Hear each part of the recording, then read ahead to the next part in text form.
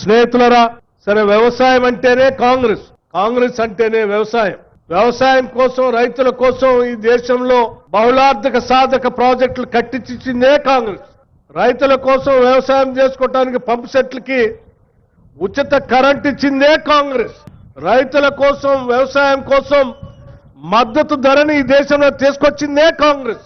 రైతులకు ఎప్పటికీ గిట్టుబాటు ధర ఉండాలని, రైతులకు సకాలంలో రుణాలు అందించాలని బ్యాంకుల్లో ప్రయారిటీ సెక్టర్ లెండింగ్ అని వ్యవసాయ శాఖకి పెద్ద ఎత్తున నిధులు ఇచ్చేటట్టుగా బ్యాంకుల్లో కండిషన్ పెట్టింది కూడా కాంగ్రెస్ పార్టీయే.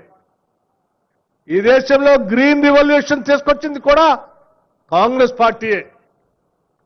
ఏ రకంగా చూసినా దేశంలో వ్యవసాయం అన్నా, రైతాంగ సోదరులన్నా, లేకపోతే వ్యవసాయం మీద ఆధారపడి జీవనం సాగిస్తున్న రైతు కూలీలన్నా ప్రేమించింది కాంగ్రెస్ పార్టీ తప్ప ఈ దేశంలో ఏ రాజకీయ పార్టీ రైతుల గురించి, వ్యవసాయం గురించి, కూలీల గురించి ప్రేమించలేదని చెప్పడానికి ఎటువంటి సందేహం లేదు.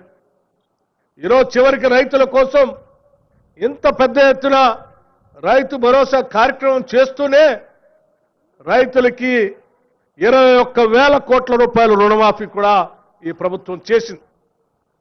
అలాగే వాళ్లతో పాటు రైతు కూలీలకి భూమి లేని నిరుపేద ప్రజలకు కూడా వాళ్ళని కూడా వదిలేలేదు. ప్రతి కుటుంబానికి, భూమి లేని నిరుపేద కుటుంబానికి ఇందిరమ్మ ఆత్మీయ భరోసా పేరు మీద సంవత్సరానికి 12,000 రూపాయలు ఇచ్చే కార్యక్రమాన్ని కూడా కాంగ్రెస్ ప్రభుత్వమే, కాంగ్రెస్ పార్టీ చేపట్టింది.